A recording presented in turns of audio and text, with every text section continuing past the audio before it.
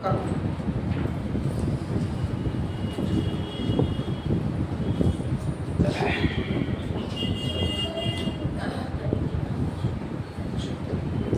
22 அதிகம் படிச்சிருவாங்க. வசனத்திற்கு படிக்கப்படுது. நானும் ஒரு குழு மண்ணல்ல மனுஷரால் நிச்சயிக்கப்பட்டும் ஜனங்களால் அவமதிக்கப்பட்டும் இருக்கிறேன். என்னை பார்க்கிறவர்கள் எல்லாரும் என்னை பரியாசம் பண்ணி முதற்கை பிடிக்கி தலையை குலுக்கி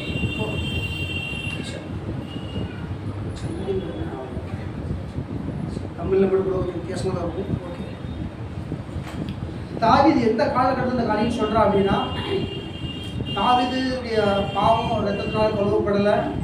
அவன் அந்த அளவுக்கு இருந்த ஒரு குழுவை போல் அவங்க சகோதரர்கள் பார்த்தாங்க. அவங்க அப்பா அம்மா அவருடைய சகோதரர்கள் ஊருக்காரங்க எல்லாரும் தாவீதை எப்படி பார்த்தாங்க, ஒரு குழுவை கூட கேவலமாக பார்த்தாங்க. அப்படியே வச்சுருந்தாங்க. தாவீது அதை நினச்சி அந்த வார்த்தையை சொல்கிறான் பாருங்க. நம்மளை யாசனை இன்னைக்கு எப்படி ஆக்கியிருக்காரு, அன்னைக்கு சொல்றதுக்கும் இன்னைக்கு சொல்றது வித்தியாசம் வருது. தாவீதுக்கும் நமக்கு எவ்வளோ வித்தியாசம் அப்படின்னா, தாவீதுடைய பாவம் கழுவப்படலை. அதனால தான் சங்கீதம் 51 கதர் தான், தேவனே என் பாவங்களை ஈஸ்வரப்பினால் சொன்னீங்கன்னா கழுவி என்னை சுத்திகரின்னு சொல்லி கதறலாம். ஆனால் இன்னைக்கு நம்ம அப்படி கதற வேண்டாம். இன்னைக்கு எப்படி கதறலாம் அப்படின்னா, என்னுடைய பாவத்தை நீ சிலுவையில் என்ன பண்ணியிருக்கிறீர், நீ சுமந்திருக்கிறீர், உங்களுக்குனால என்ன செஞ்சிருக்கிறீங்க, என்ன கழுவி சுத்திகரித்து நாம் யார் என்று பார்ப்போம். விசுவாசம்னா என்னன்னு பார்ப்போம். இன்னைக்கு எடுக்கலாம்.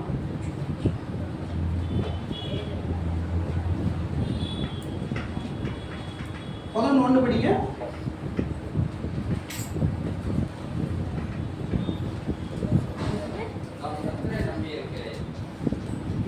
எபிரேயர் 11:1 தானே பிரதர்? எபிரேயர் 11:1.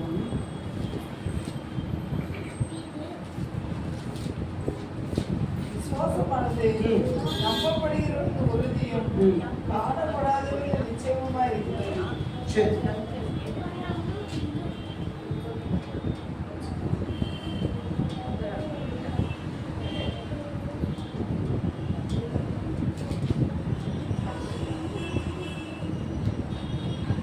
பாருங்க, விசுவாசமானது எப்படிப்பட்டதா, அது நம்பப்படுகிற உறுதியும் அது எப்படிப்பட்டதா, காணப்படாதவர்களின் நிச்சயமா இருக்குன்னு வேதம் சொல்லுது. அதை எப்படி காணப்படாத நிச்சயம் அப்படின்னா, யாசுவ மேசியாவுடைய பாவங்களை ஆல்ரெடி கல்வாரி சொல்லி என்ன பண்ணிட்டாரு, சுமந்துட்டாரு. அப்போ விசுவாசத்தில் அவங்க அந்த காலத்தில் பயற்பல் எல்லாம் பண்ணாங்க அப்படின்னா, நீங்கள் எபிரேயர் 16 அதிகாரம் 33-37 வரை படித்தா அவங்களுக்கு தெரியும். அந்த விசுவாசத்தில் என்ன பண்ணாங்க, அவங்க ஜெயித்தாங்க. அப்புறம் என்ன பண்ணாங்க, அவங்க நடப்பித்தாங்க. சிங்கத்தின் வாயை என்ன பண்ணாங்க, அடைச்சாங்க. அப்புறம் ஒவ்வொரு சொல்லப்பட்டிருக்கு. ஒரு பக்கம் விசுவாசம் அவங்க ஜெயித்ததை பற்றி சொல்லிருக்கு, ஒரு பக்கம் அவங்க எப்படி வீழ்த்தப்பட்டாங்க சொல்லப்படுது. எப்படி, அதாவது அவங்க நிந்திக்கப்பட்டாங்க, அவங்க வாதிக்கப்பட்டாங்க, அடிக்கப்பட்டாங்க, கட்டப்பட்டாங்க, காவலில் அடைக்கப்பட்டாங்க, பட்டயத்தெல்லாம் நினைச்சாங்க, அவங்கள வெட்டி கொண்டாங்க. யாரா, விசுவாசிகள், தேவனை ஏற்றுக்கொண்டவங்க. உதாரணம் நீங்கள் எடுத்துட்டா பாருங்க, சீசரில் ஃபுல்லாக என்ன பண்ணாங்க, அவங்க கொலை செய்தாங்க. அன்றைக்கி அக்கினி சோலையில் யாரா சாந்தாக்கு மேசத்தை ஆபத்தில் போட்டாங்க. ஆனால் பண்ணாங்க. ஆனால் அவங்களுக்குள்ளே என்ன இருந்துச்சு, விசுவாசம் இருந்துச்சு. என் தேவன் எங்களை அதுலேருந்து என்ன செய்யாது, மீட்க விட்டாலும் நினச்சி நாங்கள் அதை வணங்க மாட்டோம், அந்த சிலையை வணங்க மாட்டோம். தானியத்துக்கு எங்கே போட்டாங்க, சிங்க கவியில் போட்டாங்க. ஆனாலும் என்ன செய்ய மாட்டேன். அது ஒரு விசுவாசம். விசுவாசம் ரெண்டு பக்கம் இருக்கு பாருங்க. ஒன்று வந்து ஜெயித்தாங்க, அந்த எரியோ கோட்டையை தகர்த்தாங்க விசுவாசத்தினால. ஒரு பக்கம் என்ன இருக்கு அப்படின்னா, அவங்க தங்களை ஒப்பு கொடுத்தாங்க.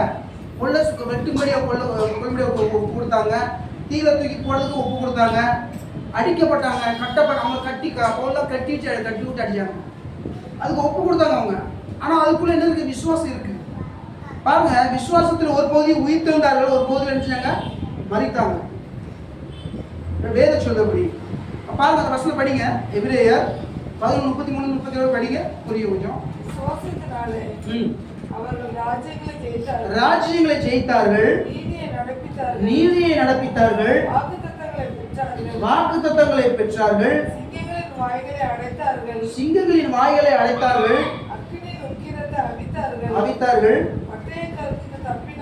பட்டய கருப்புக்கு தப்பினார்கள். இதெல்லாம் விசுவாசம் நடந்தது, சும்மா நடக்கல. விசுவாசம் சொல்லுங்க.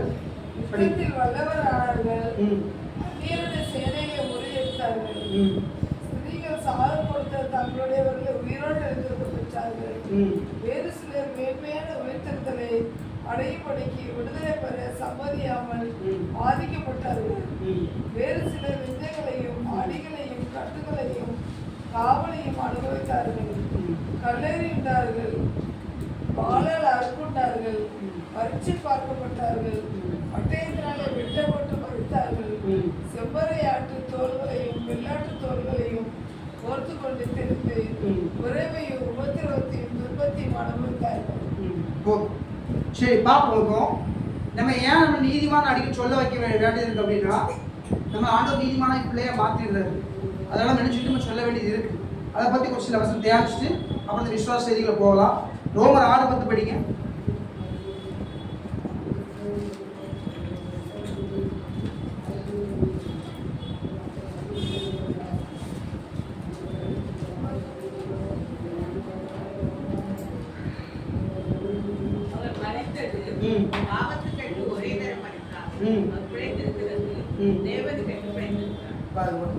பாவத்துக்கு ஒரே தரம் மரித்தார், அப்புறம் நம்மளை பிழைக்கும்படி ஒரே தரம் 2 தரம் அவர் எழுந்தார். இன்னொரு வருஷம் படிங்க. கலாத்தியர் 2:20 படிங்க. 16 படிப்போம். கலாத்தியர் 16 படிங்க. எனக்கு காமிச்சிட்டு நம்மளை செடிகளை போறேன். கலாத்தியர் 6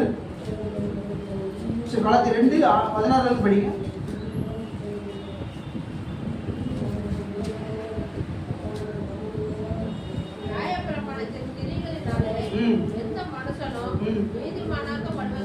எந்த மனுஷன் நியாயப்பிரமாணத்தின்படி நீதிமான் ஆக முடியாது.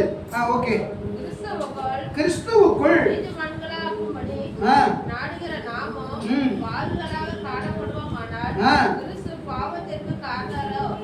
பாருங்க, திரும்ப நான் பாவி அப்படின்னு நினைச்சிருந்தானா இப்ப திருப்பி யாசுமிசம் என்ன செய்யறோம்?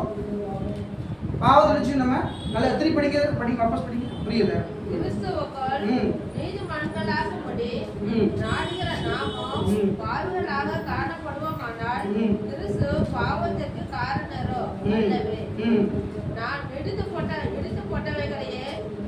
எத்தனை வருஷம் படிக்க திரும்பி சொல்லுங்க. 17 எல்லாம் படிங்க. எல்லாம் பாருங்க. 17 எல்லாம் படிங்க.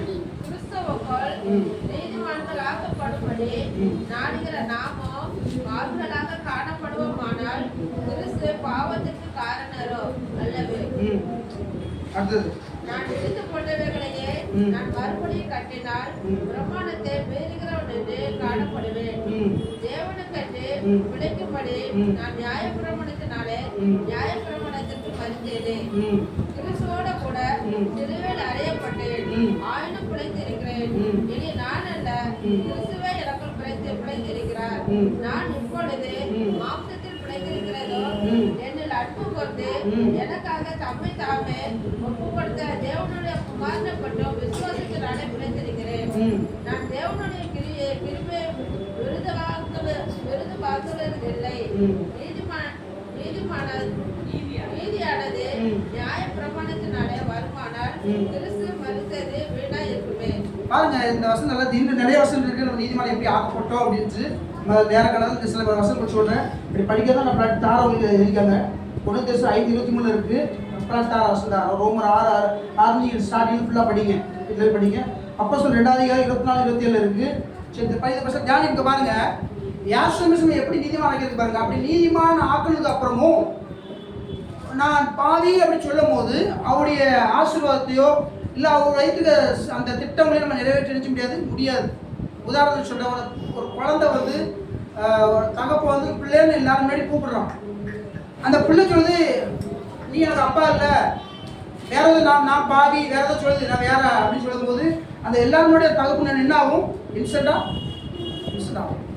தேவன் சொல்றாரு 1 அந்த 3 சொல்றாரு, நான் உங்களை அன்புக்கு எப்படி அன்பு கூர்ந்தேன், உங்களை பிள்ளைகளை ஆக்கி நினைச்சவங்கள அன்பு கூர்ந்தீங்க. என் பிள்ளைன்னு சொல்லி அன்பு கூறாரு. அவர் பிள்ளைன்னு சொல்லி அன்பு கூறும் போது நான் பாவின்னு சொல்லும் போது யாசுமிசம் என்ன ஆயிரும்? என்ன உண்டாது? இந்த நியாயப்பத அவர்களும் செஞ்சது அவர் கல்வாரி சிலுவையில அவர் நிறைவேற்றினதெல்லாம் எப்படி ஆயிருமா? அது வீணாகுமே அப்படின்னு சொல்றாரு. பாருங்க, அப்போ இப்போ தாவீது புழுன்னு சொன்னானே, அவன் குப்பன்னு சொன்னானே, தாவீது அந்த சூழ்நிலை இருந்தாம. ஏன் அப்படின்னா அவன் ரட்சிக்கப்படலை. அது அவனுடைய பாவம் ரட்சிக்கப்படலை, கழுவப்படலை. யாசுமிசம் ரத்தம் சிந்தப்படலை, அவனுடைய பாவம் கழுவப்படலை. அன்னைக்கு ஆட்டுக்குட்டி ரத்தத்தினால வருஷத்துக்கு ஒரு முறை ஆசாரிகிட்ட போய் என்ன பண்ணுவாங்க? அவங்க தன்னுடைய பாவ நிவரத்துக்கு அப்புறம் சொல்றாங்க, பாவ நிவரத்துக்காக நினைச்சவங்க அவங்க போய் அவங்க தலை மேல கை வைப்பாங்க, ஆட்டுக்குட்டி அது மேல ஒரு கை வைப்பாங்க, அவங்க பாவத்தை அறிக்கை பண்ணுவாங்க. இவருடைய பாவம் ஃபுல்லாக அந்த ஆட்டுக்குட்டி மேலே விழப்படும். ஒன்று அதை கொலைச்சிடுவாங்க அந்த ஆட்டுக்குட்டியை, இல்லைன்னா ஆட்டுக்குட்டி கூட எங்கே எழுதிடுவாங்க, எங்காவது காணாத காட்டில் விட்டு வந்துடுவாங்க. அவன் பாவம் தொலைஞ்சி போச்சு. இப்படி தான் நடந்துட்டு இருந்துச்சு. ஆனால் இன்னைக்கு நம்ம அப்படி கிடையாது. நம்முடைய பாவத்தை ஒரே தரமாக என்ன பண்ணுற ஆண்டவர் சிலையில் சொல்லிட்டேன். உதாரணம் தான் சொல்கிறேன். நீங்கள் பிளேனில் டிக்கெட் எடுத்து கிளம்பிட்டீங்கன்னு வச்சுக்கோங்க. பிளேனில் டிக்கெட் எடுத்து கிளம்பிட்டு வச்சுக்கோங்க. அப்போது பிளேனில் நீங்கள் சீட் போடாமல் கீழே விழுந்துட்டீங்க. அந்த பிளேனில் டேக்கா போகும்போது பிளேனில் போடும்போது தெரியும். பிளேனில் ஸ்டார்டிங் டேக்கா போகும்போது என்ன ஆகும், ஒரு குழுக்கும். அப்போ பெல்ட் மாட்டா சிலவங்க நினைச்சிருவாங்க, கீழே விழுந்துருவாங்க. கீழே விழுந்ததுனால அவங்க நினைச்ச மாட்டாங்க, மறிக்க போகிறது இல்லை. அதாவது நீங்கள் பாவம் செஞ்சுனா நீங்கள் பாதி ஆக போகிறது இல்லை. அதை பாவம் செய்யும் போது இப்போ அந்த உதாரணம் சொல்கிறேன், அந்த ஆள் எழுதிச்சுன்னா அதுக்கப்புறம் டேக்கா பண்ணோடனே பிளேன் நார்மலாக நடந்து வரும்போது அந்த ஆள் எழுந்து திருப்பி சீட்டில் உட்காந்து நினச்சி பெல்ட்டை மாட்டணும். அதே போல் தேவனுடைய பிள்ளைங்க ஒரு சில நேரத்தில் தவறு பண்ணிட்டோம் அப்படின்னா யாசுமேசிய ரத்தத்தை அறிக்கை பண்ணி யாசுமேசிய ரத்தத்தினால நம்முடைய பாவங்களை நினைச்சு நம்ம கழுவி நம்ம இருதயத்தை நம்ம மனசை புதிதாக்கி நம்ம திருப்பி எரிஞ்சும் அந்த கிறிஸ்துக்குள்ள போய் உட்கார்ந்து விடணும். நல்லா கலங்க.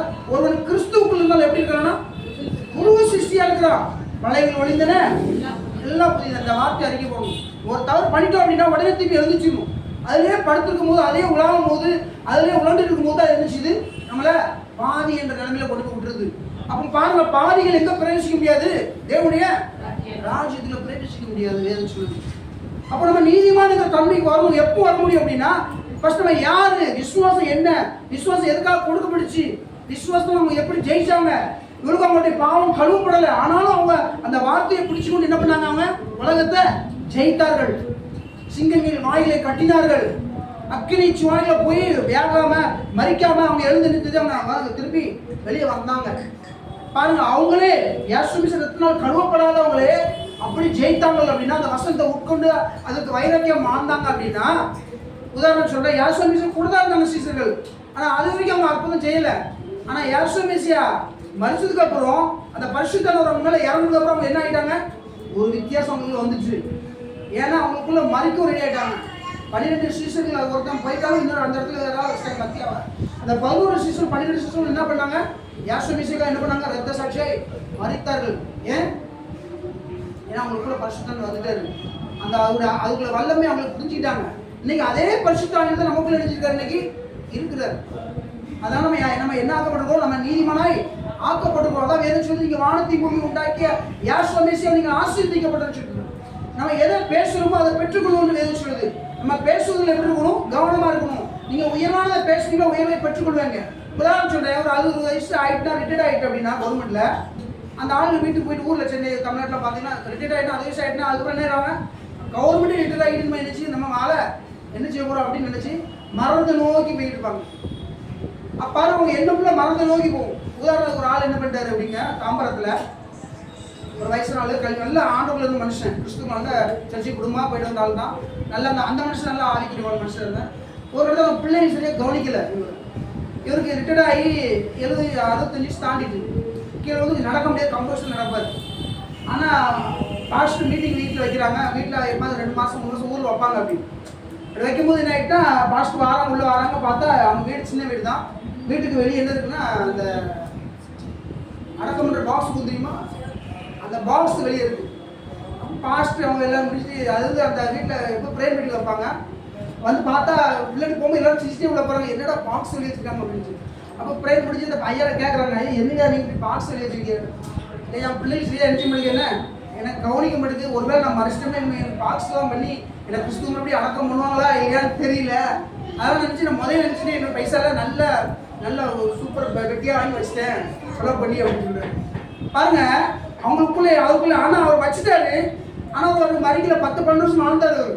அதான் பெரிய விஷயம். ஆனால் வரக்கூடலாம் 12 வருஷம் பார்த்து தான் போகிறாங்க. சிரிக்கிற வீட்டில் ப்ரேயர் மீட்டிங் நடக்குது, அது அடக்காரம் வந்து அவங்க வீட்டில் இருக்குது. அது அப்படி எல்லாம் பார்ப்பாங்க. அது பார்த்து சிஸ்டம் அது எடுத்து வைக்கிற மாட்டாண்டாரு. ஏன்னா என் பிள்ளைங்க சரியில்லை, அவங்க அதை அப்படி செய்ய மாட்டாங்க அப்படின்ட்டு முதல் வாங்கி வைக்கிறது. ஆனால் பாருங்க, அவங்க எந்த பிள்ளை அதில் அந்த மரத்தை நோக்கி போகுது பாருங்க. அப்போ நம்ம எதை நோக்கி ஒரு காரை ஓட்டுறோம் அப்படின்னா, நீங்கள் எந்த திசை நோக்கி நீங்கள் காரை வட்ட திருப்புறீங்களோ அதை நோக்கி வச்சு உங்கள் காரு போகும். நீங்கள் விசுவாசம் நோக்கி 60 வயசு நம்ம காலேஜ் சொல்கிறாரு, 80 வயசு என்ன சொன்னார், எனக்கு 40 வயசுல இருந்த பலன் இப்பவும் இருக்கு அப்படின்றாரு. அப்போ நம்ம 60 வயசானாலுமே இந்த நம்ம எல்லாமே இருக்கிறோம், ஆலிவாக இருக்கிறோம், வசதி இன்னும் நம்ம 20 வருஷம் வாழ போகிறோம். அந்த விசுவாச வார்த்தையில் பேசும்போது அதை நோக்கி அந்த திசையை திருப்பும் போது உங்க எண்ணமும் உங்க இருதயம் மனது எல்லாம் நிச்சயம் அதுக்கு நிச்சயம் பக்கப்பட ஆரம்பிக்கும். அப்பவும் நீங்க நிச்சயம் ஆண்டவர் சித்தத்தை 30 வருஷம் நிச்சயம் நீங்க நிறைவேற்ற முடியும். ஆனா பாருங்க 60 வயசுலயுமே நீங்க மரத்தை நோக்கி போனீங்கன்னா உங்க எது என்ன போகும்? அது மரத்தை நோக்கி தான் போகணும். அப்ப 60 வயசு ஆனாலும் சரி 70 வயசு ஆனாலும் சரி விசுவாசம் ஜெயித்தாங்க அவங்க. அதுக்கு உதாரணம் வேதம் நமக்கு கற்றுக் கொடுங்க. 80 வயசு ஆனாலும் சரி என்ன எல்லாம் நின்று பிரசங்கிக்கலாம், நின்று ஆண்டவர் ஊழியத்தை செய்யலாம், நின்று ஆண்டவர்களா சுவிசேஷம் சொல்லலாம், இன்னும் அநேகரை ரட்சிப்புல வழி நடத்தலாம். ஆமென், ஹல்லேலூயா. ஆனா இந்தியில எனக்கு கொஞ்சம் வித்தியாசமா இருக்குதுனால ஆண்டவர் நடத்துவார். அப்ப நம்ம நீதிமானா இருக்கிறோம் ஃபர்ஸ்ட் புரிஞ்சுக்கணும். நம்ம எப்படி நீதிமானா ஆக்கினார் அப்படின்னா, உதாரணம் சொல்ல ஒரு குழந்தை, ஏழை குழந்தை வந்து அவன் பசி பட்டியா வாழ்ந்து அந்த குழந்தைய வந்து அவங்க வளர்க்க முடியாம அந்த தாய் தாப்பம் போய் ஆசிரியர் போடுறான். அதுல ஒரு பெரிய பணக்கார அந்த குழந்தைய தத்து எடுக்கிறான். ஆனா அது வரைக்கும் அந்த குழந்தை எப்படிப்பட்டதா இருந்துச்சு? ஒரு ஒரு லிட்டர் பால் கூட குடிக்க கிடையாது வாங்கி கொடுத்து. அந்த குழந்தைய ஒரு பணக்கார எடுத்து போனதுக்கு அப்புறம் அந்த குழந்தை யாருக்கு அதிபதியா இருந்தான்? அவனுக்கு முழு சொத்துக்கும் அந்த குழந்தை அதிகாரி ஆயிடும். அவனுக்கு பாலுன்னு எல்லாமே கிடையாது அந்த குழந்தைக்கு. பாருங்க, அதே போல யாசும் நம்ம ஒரு பாவியா இருந்தோம். நம்ம எப்படிலாம் இருந்தோம்னு எங்களை வேதம் சொல்லியிருக்கு. நம்ம எப்படி இருந்தோம் பார்க்கலாம். ஒண்ணு புரிஞ்சு நினைக்கிறேன் எப்படி இருந்தோம் அப்படின்னு.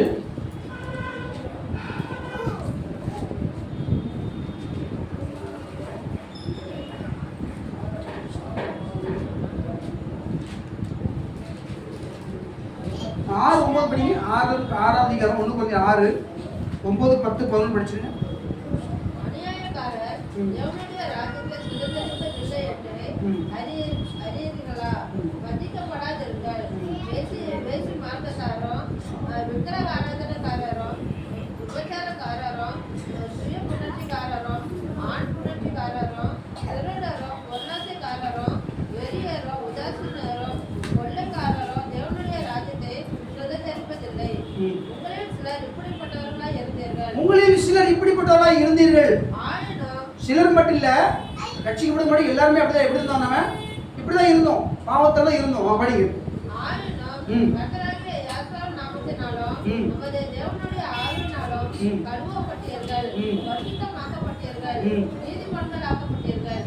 எல்லாவற்றையும் அனுபவிக்க எனக்கு அதிகாரம் உண்டு. ஆச்சரம் எல்லாம் தகுதியா இராது. எல்லாவற்றையும் அனுபவிக்க எனக்கு அதிகாரம் உண்டு. ஆனா போதும். இப்போ ஆயினும் சொன்னாங்கல்ல, அதுக்கப்புறம் என்ன ஆயிடுச்சு? இந்த வார்த்தைக்கு அப்புறம் அவ்வளவு ஃபர்ஸ்ட்ல அப்படி இருந்தோம். ஆயினும் என்ன செய்யப்பட்டோம்? நம்ம நீதிமானாக்கப்பட்டோம், பரிசுத்தமாக்கப்பட்டோம். சேதிச்சு பாருங்க. அதுக்கப்புறம் என்ன பண்ணார் ஆண்டவர்? நம்ம நீதிமான் ஆகிட்டார். முதல்ல அப்படிதான் இருந்தோம் இல்லைங்கள. முதல்ல இடையில அந்த குழந்தை இருந்துச்சு, சாப்பிடுறது வழி இல்லை. ஆனா அந்த ஆளு வந்து தத்தெடுத்து அந்த குழந்தை எப்படி போயிட்டு ஆயிட்டு அந்த ஆளுடைய எல்லா சொத்துக்கும் உரிமையால ஆயிட்டு. அதே போலதான் ஒரு நாள் பாவியெல்லாம் இருந்தோம், அப்ப பாவம் செய்வதா இருந்தோம் எல்லா மனிதர்களும். ஆனா எப்படி யாசுமிஷை ஏற்றுக்கொண்டீங்களோ அப்போ உங்க வாழ்க்கை என்ன ஆயிட்டு?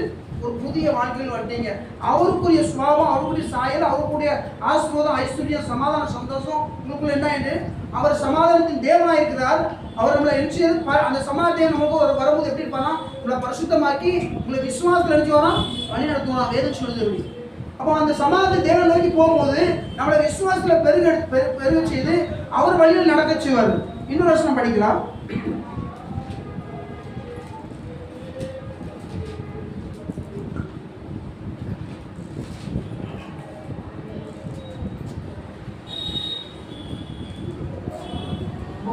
மார்க் 11 23 24 அதையும் படிச்சிருங்க.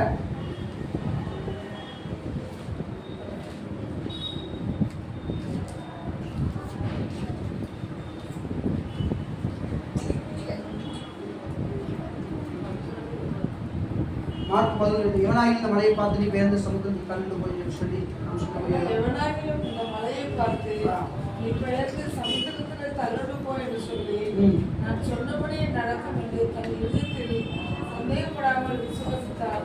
அவன் சொன்னபடியே ஆகும் என்று மெய்யாக என்று சொல்கிறேன்.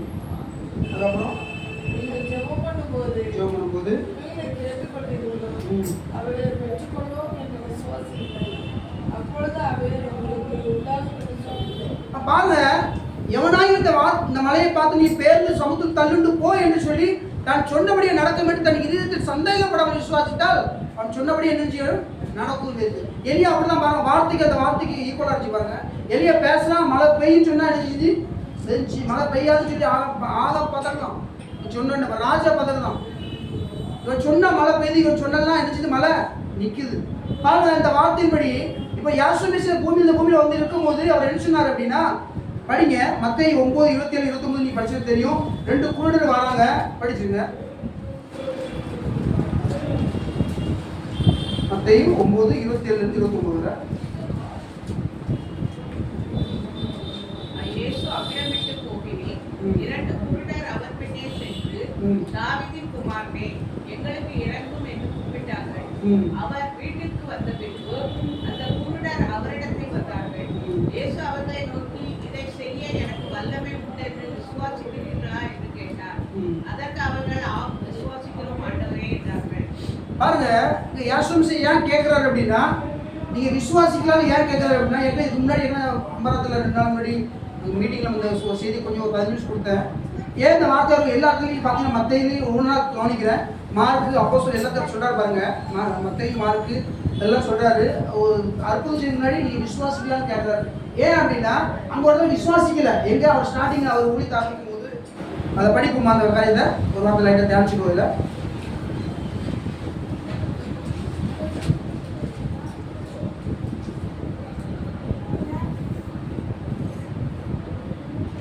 அது வந்து திரும்பி நம்ம யாரும் எது ஃபஸ்ட்டு ரெடி பண்ண வசனம் மார்க் 6:6 படிங்க.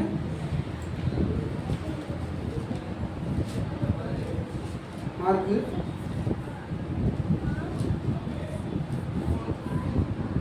அவர்களுடைய அவிசுவாசத்தை குறித்து ஆச்சரியப்பட்டு கிராமங்களிலே சுற்றி இருந்து உபதேசம் பண்ணினார். அப்போது என்ன வசனம் நேரம் கம்மியாக இருக்கும் உங்களுக்கு சொல்லி இந்த கவனிக்க. பாருங்க யாசுமிச சொந்த ஊருக்கு போறாரு. அங்க போய் பிரசங்கம் பண்றாரு. ஆனா அவர் நினைச்சில அவங்க ஏற்றுக்கொள்ளல. யாசுமிச அவர் எப்படி என்ன கண்ணோட்டத்தில் பார்த்தாங்க அப்படின்னா, இவர் யாருடைய மகன்? யோசேப்புடைய பிள்ளை, மரியாளுடைய பிள்ளை, இது சீமோன் யூதா இவங்களுக்கு சகோதரன், இப்படிதான் பார்த்தாங்க. அதனால அவர் யாசுமிச அங்க நினைச்ச முடியல, அங்க அற்புதம் செய்ய முடியல. அதுக்கப்புறம் அந்த ஊர்ல பிரசங்கிக்க அவர் முடியல. அவர் எங்க போயிட்டாரு? எங்க போனாரு? கலிலேய கடலோரம் மலையில போய் அப்புறம் தெருக்கல்ல வேற ஊர் தெருக்கல்ல போய் அவர் பிரசங்கம் பண்ண ஆரம்பிச்சாரு. அவரால் அவங்க நிச்சயமா அவனுடைய அவிசுவாசத்தை கண்டு அவரால் நினைச்ச முடியல, அற்புதம் செய்ய முடியல, பிரசங்கிக்க முடியல. யாசுமிசியாவால அவர் ஆண்டவர், அவர் நினைச்சா பிரசங்கிக்கலாம், அற்புதம் செய்யலாங்க. ஆனா அவருக்கு அங்க அற்புதம் சொந்த ஊர் அற்புதம் நினைச்சு அவரு செய்ய விரும்பல. ஏன்னா அவங்களுக்கு அவிசுவாசம் இருக்கு. அவங்க வார்த்தையை உட்கொள்ள மாட்டாங்க, அவங்க விசுவாசிக்க மாட்டாங்க. ஆனா அங்க பாருங்க அந்த குருடர் 2 பேரும் என்ன செய்றாங்க? தாவீது குமாரனே எனக்கு இறங்கும். உடனே நீ விசுவாசிக்கிறான்னு கேட்கிறாரு. விசுவாசம் வந்து அவன் என்ன பண்றான்? ஜெயத்தை கொடுக்குறாரு. இன்னொரு பாத்தீங்கன்னா படிச்சீங்களா? மார்க் 9 படிங்க, 17-26 படிச்சுன்னா அங்கேயே அப்படிதான் சொல்றாரு. அவரு நிறைய இடத்துல அப்போது அவங்க கேட்கிறாரு, உங்களுக்குள்ள விசுவாசிக்கிறான்னு கேட்கிறாரு. படிங்க மார்க் 9:17 படிங்க. அப்பொழுது ஜனக்கூட்டத்தில் ஒருவர் அவரை நோக்கி, போதகரே, உண்மையான ஒரு ஆவி பிடித்த என் மகனை உம்மிடத்தில் கொண்டு வந்தேன். அது அவனை எங்கே பிடித்தாலோ அங்கே அவனை அழைத்து வருகிறது. அப்பொழுது அவன் நுரை தள்ளி பல்லை கடித்து சோர்ந்து போகிறான். அதை துரத்தி விடும்படி என்னுடைய சீசர்களுக்கு கேட்டேன், அவர்களால் கூடாமல் போயிற்று. பாருங்க யாசுமிச கூட இருக்க வரைக்கும் அவங்களுக்கு விசுவாசம் செஞ்சிருக்கல. அவங்களுடைய சீசனுக்குள்ள விசுவாசம் வரல. படிங்க படிங்க. அவர் பிரதியுத்தரமாக, விசுவாசமில்லாத சந்ததியே, எதுவரைக்கும் நான் உங்களோடு இருப்பேன், எதுவரைக்கும் உங்களிடத்தில் பொறுமையாய் இருப்பேன். அவனை என்னிடத்தில் கொண்டு வாருங்கள் என்றார். அவனை அவர்களிடத்தில் கொண்டு வந்தார்கள். அவரை கண்டவுடனே அந்த ஆவி அவனை அலைக்கழித்தது. அவன் தரையில விழுந்து நுரை தள்ளி புரண்டான். அவர் அவனுடைய தகப்பனை நோக்கி, இது இவனுக்கு உண்டாகி எவ்வளவு காலமாயிற்று என்று கேட்டார். அதற்கு அவன், சிறு வயது முதற்கொண்டே உண்டாயிருக்கிறது. 23 படிங்க சார். இயேசு அவனை நோக்கி, நீ விசுவாசிக்க கூடுமானால் ஆகும், விசுவாசிக்கிறவருக்கு எல்லாம் கூடும் என்றார். பாருங்க அங்க அவ்வளவு பேசி கடைசியா என்ன சொல்றாரு? விசுவாசிக்கிறேன் கேட்கிறாரு. விசுவாசித்தால் எல்லாம் செய்யணும், எல்லாம் கூடும் சொல்றாரு. இப்போ அந்த காலத்துல ஊருக்கு வரும்போது பாத்தீங்கன்னா ஒரு நம்பிக்கையோட விசுவாசத்தோட வந்தாங்க. பம்பாய்க்கோ இல்லை சென்னைக்கு வரும்போது ஊர் நாட்டில் பார்த்தீங்கன்னா அவ்வளோ கஷ்டம். ட்ரெயின் ஏறி அப்புறம் அங்கிருந்து நடந்து எப்படியோ வந்தாங்க. ஆனால் அவங்களும் ஒரு நம்பிக்கை விசுவாசம் இருந்துச்சு, எப்படியாவது நம்ம பம்பாயில் போய் எங்கேயாவது சென்னையில் போய் வச்சு நம்ம ஜெயிச்சிடலாம், முன்னேறலாம். எத்தனை பேர் வந்து ரோட்டில் படுத்து, கடைக்கு முன்னாடி கடை அடிச்சுட்டு அதில் படுத்து அந்த கடையை விலைக்கவங்களும் இருக்காங்க சென்னை ஊரில். சாட்சி இருக்கு. ஊர்ல இருந்து ஒரு சட்டையை மாட்டு கஷ்டம் எடுத்துட்டு இருந்து எந்த கடைக்கு முன்னாடி பார்த்தாங்களோ கொஞ்ச நாள் கழிச்சு என்ன ஆயிட்டு கொஞ்சமா அவங்க வாழ்க்கையில முன்னேறி எந்த கடைக்கு முன்னாடி படுத்தாரோ அந்த ஆளுக்கு கடையை விலைக்கு வாங்கலாம். சாட்சி எத்தனையோ ஒரு பில்டிங் எப்படியோ எவ்வளோ பயந்துருக்குறாங்க. ஏன் அவங்களுக்குள்ள பிறப்பு எந்த அவங்களுக்கு இருந்துச்சு? ஒரு விசுவாசம் இருந்துச்சு. அதான் 1 Corinthians 13:15 வந்து இப்பொழுது அன்பு, நம்பிக்கை, விசுவாசம் உங்களுக்கு இருக்குது. இது உங்களுக்கு நினைச்சிடும் நிலைத்திருக்கணுமா? படிங்க, நஷ்டம் படிச்சிருங்க. 13:13. இப்பொழுது விசுவாசம், நம்பிக்கை, அன்பு மூன்றும் நிலைத்திருக்கிறது. அன்பே பெரியது. அப்போ நமக்குள்ள நிலைத்திருக்கணும் இருக்கு. என்ன நிலைத்திருக்கணும்? இந்த 3 விஷயம் நமக்கு நிலைச்சிருக்கணும். அன்பு, நம்பிக்கை, விசுவாசம். சிலவங்களும் அதை நிலைச்சிருந்தாலும் விசுவாசத்தை நிலைச்சி வச்சுட்டு வந்து அவங்க சாதிச்சிருக்காங்க. பாருங்க, அப்போ நமக்குள்ள இந்த 3 விஷயம் நிலைச்சிருச்சு அப்படின்னா, இந்த விசுவாசம் நிலைச்சிருச்சு அப்படின்னா, அந்த அன்பு நமக்குள்ள நிலைச்சிருச்சுன்னா நம்ம அந்த நினைச்சிடும் அந்த பரலோக ராஜ்யத்தை நினைச்சிடும் நம்ம பெற்றுக்கொள்ளலாம். அப்போ மெயின் விஷயம் பாருங்க, விசுவாசம், அன்பு ரொம்ப முக்கியம். அன்பு நமக்குள்ள இருந்து நம்ம விசுவாசிக்க ஆரம்பிச்சிட்டோம் அப்படின்னா அந்த பரலோக ராஜ்யம் நமக்குரிய மாறிடும். இந்த பூமியில எல்லாத்தையும் ஜெயம் பெற்றுக்கலாம். அப்படிதான் அவங்க பழைய பாடல ஜெயிச்சாங்க. ஒல்லி அவங்க வந்து விசுவாசத்தினால ஜெயித்தாங்களாம். அன்பு அவங்களுக்குள்ள ஊற்றப்படலை. எப்படி ஊற்றப்படலை அப்படின்னா, அன்னைக்கு வந்து எதிரியை அவங்க அடிச்சாங்க. எதிரி என்ன பண்ணாங்க? வீழ்த்தினாங்க. தாவீதா இருந்தாலும் சரி, சிம்சோனா இருந்தாலும் சரி, அவங்களுடைய சத்துருக்கள் என்ன பண்ணாங்க? அவங்க கொன்று போட்டாங்க. எதிரியை வந்து அவங்க பெலிஸ்தீன்ல கொன்று போட்டாங்க. அப்படித்தான் ஜெயத்தை வெளியே காமிச்சாங்க. அன்னைக்கு அப்படி இல்லை. அவருடைய அன்பு நம்ம ஊற்றப்பட்டதுனால இன்னைக்கு திருப்பி நம்ம அடிக்கக்கூடாது. நிச்சயம் ஒரு சத்துருவை அடிக்க நினைச்சு நீங்க அடிய தாங்கிக்கணும். அந்த வல்லமை தான் ஆண்டவர் கொடுத்தார். அதான் சீசனுக்கு பாருங்க அதை வெளிப்படுத்தி காமிச்சாங்க. எப்போ பரிசுத்தர் சீசனுக்குள்ள வந்துட்டாங்களோ அவங்க நினைச்சா பவுல் நினைச்சா எத்தனையோ அடிச்சு கொடுக்கலாம். அவன் அவ்வளோ படிப்பு இருக்கு, அவ்வளோ பணக்காரங்க, ஆளை வச்சு கூட என்ன பண்ணிருக்கலாம். ஆனால் எதுவுமே நினைச்சிடாம அவனை அடிச்சு போட்டுக்காம திருப்பி அந்த அடியை வாங்குறான், சகிக்கிறான். யாசுவ சோகத்தை பார்த்துட்டான். அதான் அவன் சொல்றான், யாரையும் நான் மாம்சத்தில் நீ நினைச்ச மாட்டேன். யார் சொன்னா? பவுல் சொன்ன. யாரும் எல்லாரும் எப்படி பார்ப்பேன்? ஆவியின்படி நான் பார்ப்பேன். யாசுவ ஆவியின்படி யாசுவ எப்படி பார்த்தாரோ அப்படிதான் நான் பார்ப்பேன் அப்படிங்கிறான். பாருங்க, கிறிஸ்து எப்படி பார்த்தாரோ அந்த சுவாமி யாருக்கு இப்போ பவுலுக்குள்ள வந்துட்டு அவன் சொல்றான், இனி நான் மாம்சத்தில் யாரையும் அறியேன். அவன் இந்த சமூகம் அவன் அவளை இப்படி பணக்காரன் யார், நான் ஆவியின்படி தான் பார்ப்பேன் அப்படின்னு பவுல் சொல்றாங்க. அதனால தான் அவன் எடுத்துச்சான். அவன் சகிச்சு அவன் அடிக்கும் போது ஒரு அடி திருப்பி அடிக்கலாங்க. அவன் அடி தாங்கிட்டான். அதே போல ஸ்தேவா அவனை கல்லடிச்சு கொள்ற வரைக்கும் என்ன பண்ணாங்க? அவன் சகிச்சுக்கிட்டான். ஏன் அவன் பழைய பாட்டில் வந்து எதிர்த்து அடிச்சாங்க, புதிய பழையம் அடிக்கல. பழைய பாட்டு உடன்படிக்கும் புதிய வித்தியாசம் தான். பழைய பாட்டு வல்லமைக்கும் அபிஷேகத்துக்கும் புதிய பாடு அபிஷேகம் வல்லமைக்கும் வித்தியாசம் தான். பழைய பாடு வல்லம் வந்து அபிஷேகம் மேலே இறங்கணுன்னு தாவீது கல்லை கொண்டு கோயிலை வீட்டினான். சிம்சமில் அபிஷேகம் இறங்கணுன்னு அவன் அடிச்சான் பெலிஸ்தர்ல. எலியாவில் அபிஷேகம் இறங்கணுன்னு அந்த 450 பாலாதீசி வெட்டி போட்டான். ஆனால் புதிய பாடு அபிஷேகம் அப்படி கிடையாது. புதிய பாடு அபிஷேகம் பிறரை நேசிக்க தோணும். நம்மளை அடிச்சாலும் அவங்களுக்கு மேலே நினைச்சாது திருப்பி அடிக்க தோணாது. நம்மளை பற்றி யாராவது குறை சொல்லிட்டாலும் திருப்பி போய் அவரை 10 இடத்துல குறை சொல்ல மாட்டாங்க, சகிப்பாங்க. அப்போ பாருங்க, அது வேதம் சொல்லி பாருங்க. 13 அதிகாரம் 14 வசனம். நான் மனுஷர் பாஷைகளையும் 1 Corinthians 13:13 நான் மனுஷர் பாஷைகளையும் தூதர் பாஷைகளையும் பேசினாலும் அன்பு எனக்கு இராவிட்டால் அது எப்படி இருக்குமா? சத்தமிடுற வெண்கல போலவும் ஓர் செய்கிற கைத்தாளம் போல இருக்கும். அன்பு எப்படி இருக்குமா? சகலத்தையும் தாங்கும், சகலத்தையும் சகிக்கும், சகலத்தையும் நம்பும். பாருங்க, அன்பு நமக்குள்ள இராவிட்டால் அது எப்படி இருக்கும்? வெறுமையா இருக்கும். மலைகளை பெருக்கத்தக்க விசுவாசம் இருந்தாலும் சரி ஒரு குறைச்சலும் கிடையாதுன்னு வேதிச்சு. அப்ப அன்பும் விசுவாசம் நமக்குள்ள எப்படி இருக்கணும்? நினைச்சிருக்குமா? ஹல்லேலூயா.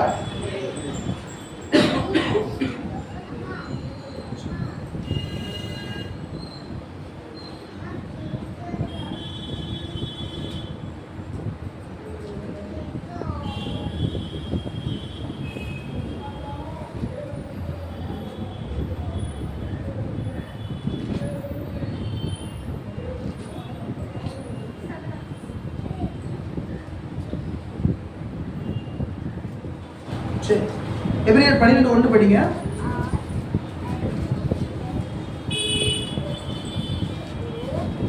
ஆகையால் மேகம் போன்ற இத்தனை திரளான சாட்சிகள் நம்மை சூழ்ந்து கொண்டிருக்க பாரமான யாவற்றையும் நம்மை சுற்றி நெருக்கிற பாவத்தையும் தள்ளிவிட்டு விசுவாசத்தை துவக்கிறவரும் முடிக்கிறவருமாய் இருக்கிற யாக்கோபை நோக்கி நமக்கு நியமித்திருக்கிற ஓட்டத்தில் பொறுமையோட ஓடக்கணும். பாருங்க, அப்ப நம்ம யாரை நோக்கி ஓடணுமா? யாசோம் நோக்கி விசுவாசத்தோட ஓடணுமா?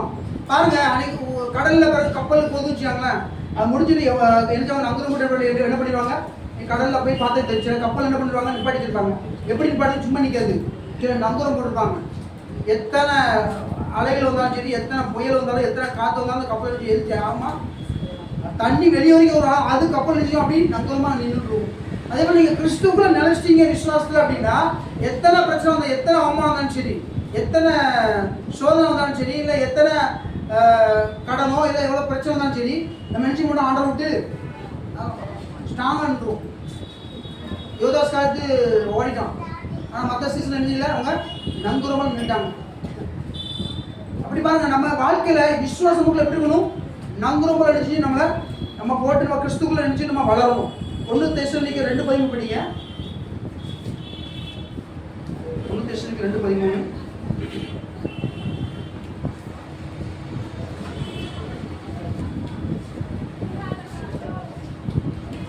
ஆகையால் நீங்கள் தேவ வசனத்தை எங்களாலே கேள்விப்பட்டு ஏற்றுக்கொள்ளும் போது அதை மனுஷ வசனமாக ஏற்றுக்கொள்ளாமல் தேவ வசனமாக ஏற்றுக்கொண்டதாலே நாங்கள் இடைவிடாமல் தேவனுக்கு சொல்லிருக்கிறோம். அது மெய்யாகவே தேவ வசனம் தான். விசுவாசிக்கிற உங்களுக்கு அது வளரும் செய்கிறது. பாருங்க, நம்ம தேவ வசனத்தை கேட்கும்போது எப்படி கேட்கணுமா, இந்த பிரதர் கொடுக்குறாங்க, அந்த பிரதர் கொடுக்குறாங்க, அப்படி இல்லை. எப்படி கொடுக்கணும், தேவனுடைய வசனம், தேவனுடைய அப்படி யார் கேட்குறாங்களோ அவங்களுக்கு தான் ஆண்டவர் இணைச்சுவார். அவங்க தான் பயன்படுத்துவார், அவங்க தான் அவருடைய சித்தத்தை நிறைவேற்ற கொள்வார். கர்த்தருடைய வார்த்தை எங்கிருந்து பிரச்சனை பண்ணி ஏதாவது வார்த்தை நம்ம எரிச்சு இதயத்தை கண்டிப்பாக தொடுவார் ஆண்டவர். ஏன்னா கர்த்தருடைய வார்த்தை பேசுவது நீங்கள் தான். யார் பேசுறாரு உங்களுக்கு வந்து பரிசுத்த உங்களுக்கு பேசுவோம். பாருங்க, எந்த வார்த்தையை இப்போ பேசணும் எனக்கு தெரியல, ஆனாலும் நைட் ஜான்வர் சொல்லிட்டாரு, இந்த தாராயில் மேக்ஸிமம் 50 முன்னோடு தான் கொடுங்க பிரதர், தாராயில் கொஞ்சம் நாள் என்ன அப்படின்னு. ஆனால் சில சூழ்நிலை வந்து கொடுக்க வேண்டி வந்துடும், கொஞ்சம் நான் வெளியே கொடுக்குறேன் அப்படின்னு சொல்லியிருந்தேன். அதனால பிரதர் எப்படியாவது கொடுத்துருங்க தாராயில் அப்படின்னா. சரி ஓகே அப்படின்னா நேற்று நைட்டு தான் உட்காந்து, நேற்று நைட் டியூட்டி நாங்கள் இப்போ நைட்டு 10 மணி எனக்கு ஒன்று 12 மணி ஆயிடுச்சு. ஆக்சுவலி நைட் ஃபுல்லாக டியூட்டி பார்த்து காலை தான் நான் வரணும் அப்படின்னு இருந்துச்சு. அதனால ஆண்டிருக்கிறத என்ன நடந்துச்சுன்னா, நான் டியூட்டி ஒரு பிக்கப் எனக்கு ஏர்போர்ட் வந்து பிக்கப் பண்ணி ஏர்போர்ட்டில் விடணும். நான் வண்டி எடுத்து போயிட்டேன். அப்போது சும்மா போகாண்டாமல் ஒரு ஊபரில் ஒரு போட்டு போமே அங்கே போட்டுக்கு அப்படின்னு சொல்லிட்டு இங்கே போனேன். அப்போ வந்து வீட்டு ஸ்டேஷன் ஒரு பார்ட்டி வந்துச்சு, அங்கே போகிறான்னு சொல்லிட்டு ஸ்டேஷன் போச்சுன்னா ஊபரில் ஆன் பண்ணி விட்டு வந்துட்டாங்க. வந்து ஏறி உட்காந்துட்டாங்க. அப்போ விட்டுட்டு என்னுடைய பிக்கப் அதை எடுத்து நான் ஏர்போர்ட்டுக்கு போகிறேன். அந்த இங்கேருந்து போனவங்க என்ன பண்ணிட்டாங்க, பர்ஸு பைசா இருக்க அந்த பர்ஸை விட்டுட்டு போயிட்டாங்க என் வண்டியிலே. ஆனால் ஏர்போர்ட்டில் இருந்தால் திருப்பி போக முடியாது, ஆள் எனக்கு கண்டிப்பாக கஷ்டமாக உட்காந்துட்டாங்க. நான் வந்து போய் ஏர்போர்ட்டில் போயிட்டு இருக்கும்போது ஃபோன் வந்துச்சு, சார் இப்படி நான் விட்டுட்டு இருக்கோம், வண்டியில் விட்டு போயிட்டோம், உங்களுக்கு கிடைக்குமா அப்படின்னு. நான் ஓகே சார் அப்போ கொஞ்சம் வெயிட் பண்ணுங்க, நான் விட்டதுக்கெல்லாம் வர முடியும் அப்படின்னு சொல்லி. சரி சார் நான் விட்டுட்டு அந்த அன்றைக்கி திருப்பி ஃபோன் பண்ணேன். நான் வந்து நான் எங்கே பிக்கப் பண்ணாலும் அங்கே வரேன் அப்படின்னா தாராயில் தான் பிக்கப் பண்ணேன். மார்க்கெண்டா பில்டிங் சைன் சோட்டா சைன் ஹாஸ்பிட்டல். நான் பாருங்கள் அதில் பர்ஸில் பைசாலாம் இருக்குது, 50 இருந்துச்சு. அன்றைக்கி நான் ஆக்சுவலாக அதுக்கப்புறம் டியூட்டி நான் அதுக்கப்புறம் நான் வந்து நம்பர் போட்டாமல் ஏர்போர்ட்டில் எனக்கு வந்து 4 மணி நேரம் ஆகும், 3 மணி நேரம் ஆகும். இருந்தாலும் சொல்லிட்டு சார் நீங்கள் வந்தால் போதும், உங்களுக்கு அதுக்குள்ள என்ன வரதுக்குள்ள என்ன பைசா நினைச்சிட்டு அவங்களுக்குலாம் தந்துருந்தேன். தாராய்க்கு ஒரு நேரம் லாஸ்ட் தாராய்க்கு வரணும், சும்மா வர முடியாது எனக்கு, அங்கே டியூட்டி கிடச்சா வர ஈஸியாக இருக்கும் எனக்கு. அப்போ அவர் சொல்லி எனக்கு நீங்கள் தாராய்க்கு வாங்க, அதில் பைசா நினைச்சதுன்னா தந்துட்டு நீங்கள் வெறி வண்டி வந்துங்க, நீங்கள் டியூட்டி போது நிற்க வேண்டாம் வந்துருங்க அப்படின்னா. அப்போ நேரம் வந்து ஆண்டு சுத்தம் பண்ண உடனே நைட்டே வீட்டுக்கு உடனே வர அதை வச்சு தான் பண்ணார். அதுக்குள்ள வரப்போ சார்ஜ் கொடுத்தாரு. அதில் பைசா இருந்து ரொம்ப சந்தோஷப்பட்டார். இப்படி யாரும் கொடுக்க மாட்டாங்க பர்சனலாக அப்படின்ட்டு. ஏன்னா நாங்கள் யாசோமேஷன் நாங்கள் ஜீசஸ் சொன்னேன், யாசம் தெரியாது, நாங்கள் ஜீசஸை வணங்குறோம், கிறிஸ்டின் தான், நாங்கள் எடுக்க மாட்டோம். ஆனால் வேற யாரும் இருந்தால் என்ன செய்வாங்க, ஃபோனே எடுக்க மாட்டாங்க. அதில் பைசா நிறைய தெரியும், அதில் பொறுப்பு இருக்குது. ஏன்னா அவங்க எவ்வளோ பதட்டப்படுவாங்கன்னு நான் அதை அனுப்பிச்சிருக்கேன். என்னுடைய ட்ரெயினில் என்னுடைய பொருள் போனதான் சாட்சி கொடுத்தேன். உடைய பொருளை ட்ரெயினில் விட்டுட்டோம், அந்த பொருள் எனக்கு கிடைக்கும் போது நல்லா சந்தோஷப்பட்டாங்க. யாருடைய பொருளத்தோட என்ன செய்ய அப்படி ஒரு நம்ம வீட்டுக்கு வந்தாலுமே அதில் எத்தனை லட்சம் இருந்தாலும் தெரியும், வீட்டில் வந்து நம்ம நினச்ச முடியாது, நிம்மதியாக தூக்கம் வராது. அது ஒருத்தர் எத்தனை வருஷம் சரி நம்ம மறிக்கிற வரைக்கும் அந்த மைண்டில் நினைச்சு அதை ஒருத்தர் விட்டே இருக்கும். அடுத்த படத்தை எடுத்துமே அடுத்த எடுத்துமே அப்படின்னு பாருங்க. தேவனுடைய பிள்ளைகள் ஏன் அந்த உறவு வருது அப்படின்னா, நமக்குள்ள யார் இருக்கா, யாசுவா இருக்கிறார். அடுத்தவங்களும் எடுக்க முடியாது. அந்த ஆளுக்கு எவ்வளோ அது அந்த பொறுப்பு நமக்கு தேவைப்படாது. அப்படி ஆதார் கார்டோ ஏடிஎம்மோ எல்லாமே இருக்கும். அது நம்ம ஏதாவது பிரச்சனை இருக்கும் அதை நம்ம வச்சு. ஆனால் அவங்களுக்கு என்ன இருக்கும்போது ரொம்ப பிரச்சனமாக இருக்கும். இது எதுக்கு சொல்லுறது அப்படின்னா, பாருங்க, அப்ப கிறிஸ்துவுடைய ஆவி நம்மள ஊற்றப்பட்டிருக்கு. அன்னைக்கு அவங்க அடிச்சாங்க, ஆனா இன்னைக்கு அடிச்சாங்க நம்ம பதில் அடிக்கிறது என்ன தாங்க ஒரு சைக்கிள் சொல்றாங்க.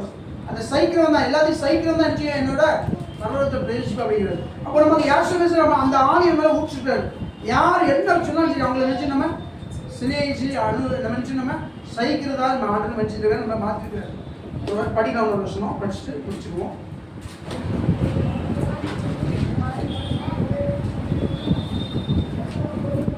எவ்ரியர் 11:3 படிச்சுக்குவோம்.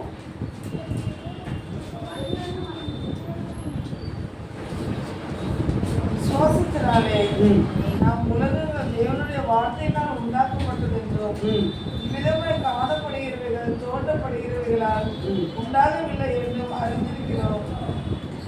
பாருங்க, இந்த உலகத்தை ஆண்டு எப்படி விசுவாசத்தினால எப்படி உண்டாக்குனாரு பாருங்க. ஒரு வார்த்தையை சொல்லி இருந்தாரு, உண்டாக்குனாரு. இப்ப நம்மளையும் உண்டாக்கும் போது எப்படி உண்டாக்குனாரா, இந்த பூமி உண்டாகவே நம்ம நினைச்சு ஆண்டவர்களை உண்டாக்குனார் என்று வேதம் சொல்லுது. எபேசியர் 1:3 சொல்லுங்க.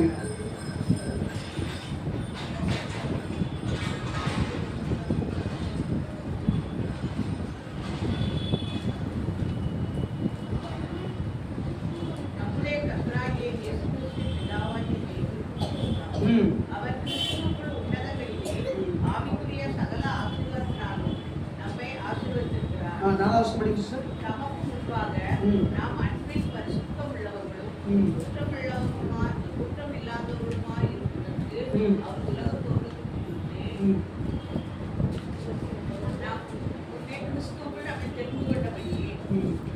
பாருங்க, நம்மளை எங்க தெரிந்து கொண்டாரு, உலக தோற்றத்துக்கு முன்பாகவே தெரிந்து கொண்டாராம். 2 தீமோத்தேயு 1:9 சொல்லுது. அங்கேயும் அப்படிதான் சொல்லுது. நம்ம எப்படி எங்க தெரிந்து கொண்டாரா, 2 தீமோத்தேயு 1:9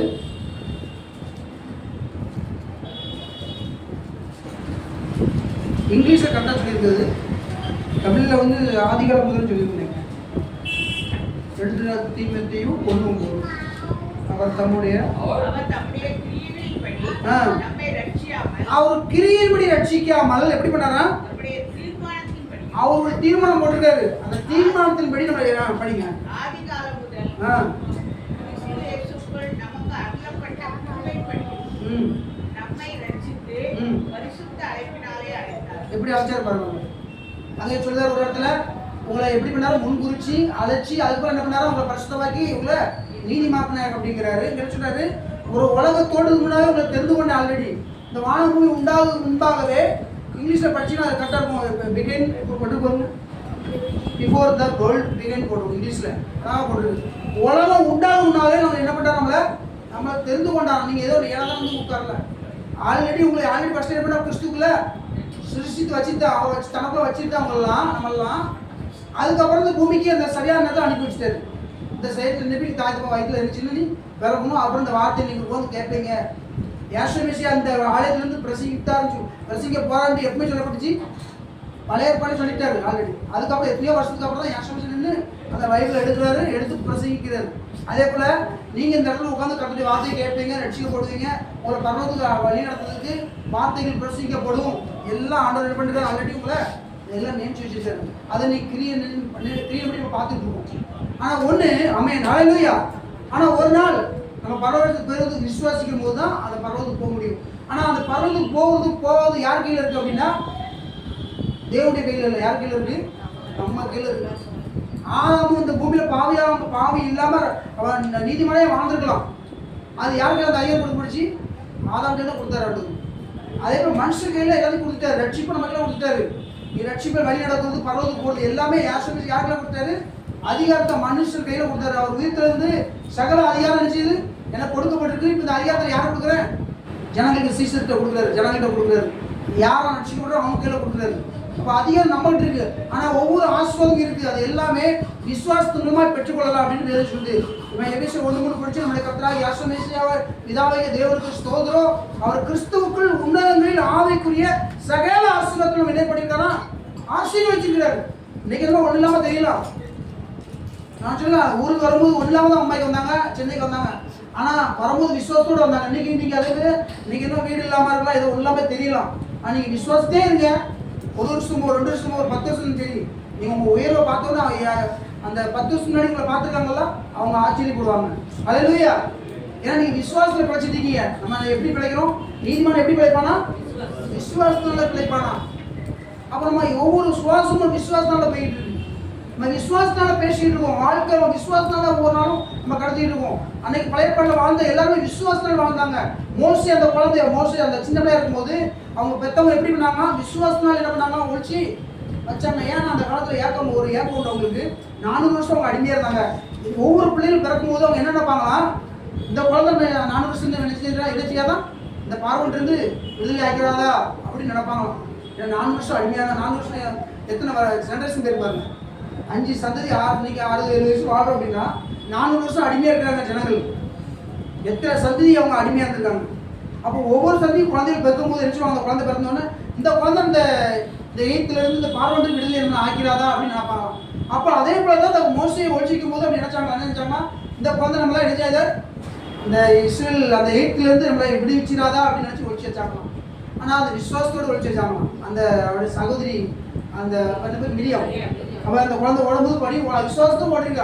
இந்த தம்பி எடுத்துச்சுன்னா நம்மளை காப்பாற்றிடுவான், அந்த ஜனங்களை அடிமைக்கு. அவன் அப்பா மோசோட அப்பா ஜோம் பண்ணுவாராம், யாராவது எங்களை ரட்சிப்பா அனுப்புவோம், எங்களை விடியும். ஏன்னா அவ்வளோ கஷ்டம், ஒரு சந்தோஷமான வாழ்க்கை கிடையாது. அடிமைங்கிறதுக்கே ரொம்ப கஷ்டம்.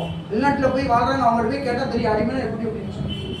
இதில் ரொம்ப அதாவது இந்த ஒட்டம் வைக்கிறோம் போகிறாங்க, அவங்களாம் அவ்வளோ அடிமையாக இருப்பாங்க. வானத்தை பார்க்க முடியாது, ஜனங்க பார்க்க முடியாது. எத்தனையோ காரில் போய் விட்டுருவோம் மணலுக்கு இடையில, அந்த மணலை தாண்டி வரணும்னா எத்தனையோ கிலோமீட்டர் நடக்கணும், வர முடியாது, மழை தாண்டி வர முடியாது, அவ்வளோ சூடாக இருக்கும். பாருங்க அந்த அடிமத்தில் அவங்களாம் இன்றைக்கி அந்த காரியங்கள் அடிமை இருக்குது. பாருங்க அந்த அடிமத்தை விடுவிக்கும்படி அவங்க விசுவாசித்தாங்க.